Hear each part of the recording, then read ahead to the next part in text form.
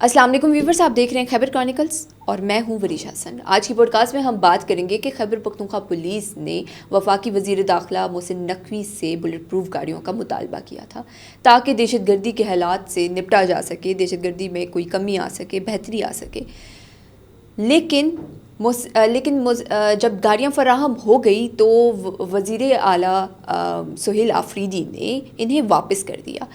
ان کی گاڑیوں کی واپسی کی بنیادی وجہ کیا ہو سکتی ہے، آج کی پوڈ کاسٹ میں ہم یہ جانیں گے۔ اس کے ساتھ ساتھ ہم بات کریں گے کہ وزیر اعلیٰ سہیل آفریدی اور چیف سیکرٹری نے ایک ورک شاپ جو تھی نیشنل ورک شاپ بلوچستان، جو کہ دوسرے شہر سے خیبر پختونخوا آئی تھی، اور پھر ان سے نہ ملنا اور ادھر اپنی حاضری نہ کرنا، اس کے پیچھے کیا وجہ ہو سکتی ہے؟ اور وہ کوئی عام ورک شاپ نہیں تھی، کافی اہمیت رکھتی تھی۔ اس بارے میں ہم آج بات کریں گے کہ خیبر پختونخوا کی حکومت کس قدر سنجیدہ ہے دہشت گردی کو لے کر اور اپنے صوبے کے حالات کو لے کر۔ اس بارے میں ہم آج بات کریں گے۔ ہمارے ساتھ موجود ہیں سینئر صحافی و تجزیہ نگار شمیم شاہد صاحب۔ السلام علیکم سر۔ وعلیکم السلام۔ بہت شکریہ سر آپ کی قیمتی وقت کا۔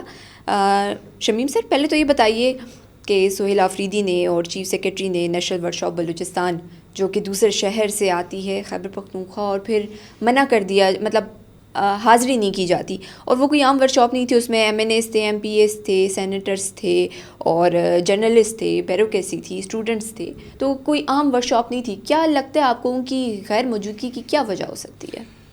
اصل وجہ تو سیاسی ہے، سیاسی محاذرائی، سیاسی مخالفت، مین وجہ یہی ہے۔ مگر میں سمجھتا ہوں کہ وزیر اعلیٰ صاحب نے یا چیف سیکرٹری صاحب نے یہ جو انکار کیا ہے ملنے سے اور بات کرنے سے، یہ میرے خیال میں ہماری روایات کی بھی خلاف ہے۔ اگر وہ آئے ہیں، وہ مہمان ہیں، چاہے وہ جو کوئی بھی تھا، تو ان کو چاہیے تھا کہ وہ ان سے ملاقات کرتے، ان کے اگر سوالات ہوتے تو ان کے جوابات دیتے، اور ان کو کم از کم اگر کھانا نہیں تو چائے پلاتے۔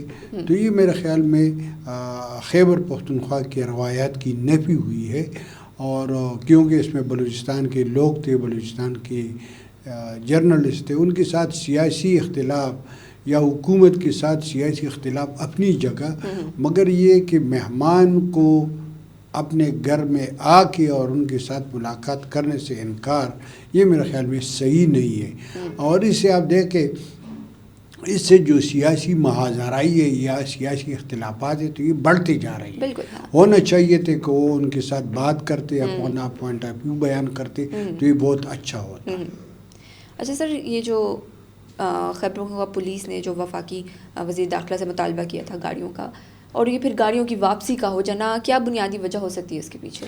بنیادی وجہ جو وزیر اعلیٰ صاحب نے منڈے کو جو اجلاس ہوا تھا، اور اس میں انہوں نے جب اس کی واپسی کا اعلان کر رہے تھے یا فیصلہ کر رہے تھے، انہوں نے کہا تھا کہ یہ گاڑیاں پرانی ہے اور یہ غیر معیاری ہے۔ اب گاڑیاں آئی بھی نہیں ہے، دیکھی بھی نہیں ہے، تو وزیر اعلیٰ صاحب نے یہ فیصلہ کر دیا کہ یہ ان کو ہو سکتا ہے ان کو کسی نے کہا ہوگا، اچھا دیکھے بغیر یہ فیصلہ کیا ہے۔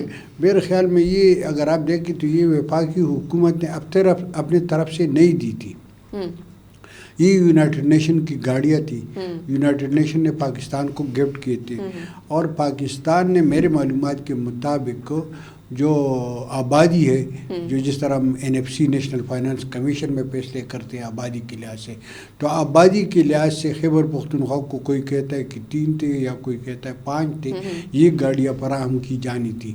مگر میرے خیال میں یہ مطلب یونائٹڈ نیشن کی گاڑیاں تھی، چاہے یہ جس بھی حالت میں تھے، مگر تھی یونائٹڈ نیشن کی، وہ ضرور حاصل کر لیتے تو اچھا ہوتا۔ بہرحال یہ بھی مطلب ہے جو سیاسی محاذرائی ہے، یہ اس میں وہ جو اضافہ ہے یا اس میں جو مزید انکریز ہے، اسی کا ایک سبب بنا ہے۔ اگر آپ دیکھ رہے تو پچھلے 3-4 دنوں سے اسی پر بات چیت ہو رہی ہے میڈیا میں اور سیاسی بیٹھکوں میں، اس پر ہی بات چیت ہوتی ہے۔ تو میرے خیال میں یہ یونائٹڈ نیشن کی گاڑیاں تھی، وزیر اعلیٰ صاحب کو چاہیے تھا یہ جیسے تھے، جس حالت میں تھے اسی طرح وصول کرتے، چونکہ یہ یونائٹڈ نیشن کی طرف سے تحفہ ہے، مطلب ہے وہ کوئی وہ نہیں، وہ تحفہ ہے، تو میرے خیال میں اس گفٹ کو وصول کرنا چاہیے تھا۔ اچھا سر، یہ بتائیے کہ وزیر اعلیٰ سہیل آفریدی، اچھا میں نے ایک کوشچن، وہ جو وفاقی حکومت سے خیبر پختونخوا کا पुलिस का मुतालबा था, तो ये भी सही है ना, क्योंकि वफाकी हुकूमत जो है ना वो लॉ एनफोर्सिंग एजेंसीज का मतलब जो सुप्रीम हेड है या सुप्रीम इदारा है वही है। तो ज़ाहिर है खैबर पख्तूनख्वा पुलिस ने वफाकी हुकूमत के साथ इजलासों में ये अपने जो मसाइल थे ये बयान किए होंगे, फिर उन पे ख़तरात बयान किए होंगे, और इसके बाद IGP साहब ने या जो भी नुमाइंदा था उसने मुतालिबा किया था कि हमारे साथ ये चीज़ें नहीं है। मेरे मालूमात के मुताबिक कुछ रीजनल पुलिस ऑफिसर के साथ, कुछ DPOs के साथ तो बुलेट प्रूफ गाड़ियाँ है, मगर बहुत ज़्यादा अजला में नहीं है। DPO और इससे तो नीचे बिल्कुल है ही नहीं। अच्छा। तो होना चाहिए, चूँकि हमारा सूबा जो है वो दहशतगर्दी में फ्रंट लाइन पर है, हाँ। दहशतगर्दी के खिलाफ लड़ रहा है, तो लिहाजा मेरे ख्याल में यहाँ तो पुलिस थानों को बुलेट प्रूफ गाड़ियों की ज़रूरत है, APCs की ज़रूरत है। तो ये उनका एक मुतालिबा था, अभी तक वफाकी हुकूमत ने इसको पूरा नहीं किया, और पूरा तब करेगा जब वफाकी हुकूमत और सूबाई हुकूमत के दरमियान राब्ते हो। चाहे इख्तिलाफ, ये देखिए इख्तिलाफ हर एक का होता है। इख्तिलाफ माजी में अगर आप देखें तो 2008 से 2013 तक पंजाब में मुस्लिम लीग की हुकूमत थी, वफाक में पीपल्स पार्टी की हुकूमत थी, मगर राब्ते थे। इसी तरह अगर आप देखें परवेज़ खटक साहब जब वज़ीर आला थे 2013 से 2018 तक, तो वफाक में मुस्लिम लीग की हुकूमत थी, यहाँ पर PTI की हुकूमत थी, मगर मुझे याद है कि परवेज़ खटक साहब और वो उस वक़्त तो नवाज शरीफ साहब के दरमियान बहुत अच्छे ताल्लुकात थे। एक दफ़ा हम काबुल जा रहे थे तो उनको अपना जहाज़ भी दिया था। फिर ये बात आती है, पाकिस्तान की बात आती है, सूबे की बात आती है, दहशतगर्दी एक बहुत ही बड़ा मसला है, इसमें इत्तफाक होना ज़रूरी है। बिल्कुल। बगैर देखिए ना, बगैर ये जो जंग है ना, ये जो दहशतगर्द के ख़िलाफ़, मैं कई बार कहता हूँ कि ये वफाक और सूबों के मुश्तरका लाए अमल से ही हल हो सकता है, इसका मुकाबला किया जा सकता है। बिल्कुल सही बात है। अच्छा सर, आपने खैबर पख्तूनख्वा की पुलिस की बात की, मैं आपसे ये पूछूँ कि खैबर पख्तूनख्वा की पुलिस की क्या कारकर्दगी आपको नज़र आ रही है, और वफाकी हुकूमत कितना संजीदा है इस मामले को लेकर, सूबाई हुकूमत कितना संजीदा है? देखिए मैं कहता हूँ कि खैबर पख्तूनख्वा पुलिस बहुत अच्छा किरदार अदा कर रहा है, बावजूद इसके कि उनके साथ गन्स नहीं है, स्नैपर गन नहीं है, नाइट विजन गन नहीं है, APCs नहीं है, बुलेट प्रूफ गाड़ियाँ नहीं है, मगर इसके बावजूद भी अगर आप देखें तो खैबर पख्तूनख्वा पुलिस बहुत ज़्यादा रेजिस्ट कर रहा है। खैबर पख्तूनख्वा पुलिस बहुत ज़्यादा टारगेट में है। इस साल जो है ना, ये जो सितंबर के आखिर तक था, तो ये तकरीबन 9 महीनों के दौरान सबसे ज़्यादा टेररिस्ट वाक़यात तो कोई 1000 से ज़ायद भी है, और जो दहशतगर्दी के वाक़यात, और इसमें जो मरने वाले हैं उसमें सबसे ज़्यादा पुलिस वाले हैं। बिल्कुल बिल्कुल, सबसे ज़्यादा मेरे ख्याल में 170 से के लगभग है। तो ये मतलब पुलिस वाले, तो पुलिस तो बहुत अच्छा किरदार अदा कर रहा है। रहा सूबों की और वफाक की, तो न तो सूबे और वफाक के दरमियान वो राब्ता है और हम आहंगी है, और न वफाकी इदारों में हम आहंगी है। अच्छा। मसला ये है कि दहशतगर्दी के बारे में अभी तक हमने कौमी सतह पर मतलब लायामल तय नहीं किया है। अगर हमने दिसंबर 2014 में एक नेशनल एक्शन प्लान तश्कील दिया था, मगर उस पर भी अमल नहीं हो सका, और ये आजकल तमाम मानते हैं कि उस पर अमल नहीं हुआ था। अगर उसी पर अमल होता तो हो सकता है दहशतगर्दी का मसला हल होता, मगर अब भी मेरे ख्याल में रियासती इदारों में, सियासी इदारों में आमांगी नहीं है, राब्ते नहीं है, इसी वजह से दहशतगर्दी के वाक़यात जो है उसमें इजाफा होता जा रहा है। बिल्कुल सही बात है। अच्छा सर, मैं ये सवाल था कि वज़ीर आला सोहेल आफरीदी को देख लें और फिर गंडापुर, क्या आप इनके बीच में क्या डिफरेंस रखना चाहते हैं कि ये मतलब वज़ीर आला जो वो थे, क्या गंडापुर थे, उनसे ये बेहतर है सोहेल आफरीदी? मेरे ख्याल में देखे ना, गंडापुर साहब जो थे वो बहुत ज़्यादा वोकल थे, वो स्ट्रेट फॉरवर्ड बंदा था। अच्छा। वो मतलब काम करता था, और वो बिल्कुल बनने के सामने कहता कि आपने ये गलती की, आपने ये गलती की। उसके जाने का मसला ये नहीं था, उसके जाने का मसला पार्टी के अंदरूनी इख्तिलाफात थे, ग्रुपिंग बहुत ज़्यादा हुई थी, तो उसने वो जो जो जो जो कैप्टन था वो तब्दील कर दिया। कैप्टन अब वो सोहेल आफरीदी साहब आए, तो सोहेल आफरीदी साहब को जब मैं देख रहा हूँ तो सोहेल आफरीदी साहब की जिम्मेदारी, अब तो वो सूबे की वज़ीर आला बन गए, सूबे के चीफ एग्जीक्यूटिव बन गए, अब वो पार्टी के कारकुन नहीं है। ان کو چاہیے کہ وہ چیف ایگزیکٹو کی حیثیت سے خیبر پختونخوا کے لوگوں کو، خیبر پختونخوا کے اداروں کو جو مشکلات ہیں اس کے حل کے بارے میں سوچیں، نہ کہ وہ کہہ دے کہ بھائی میرا ٹاپ ایجنڈا یہ ہے، ٹاپ ایجنڈا یہ ہے۔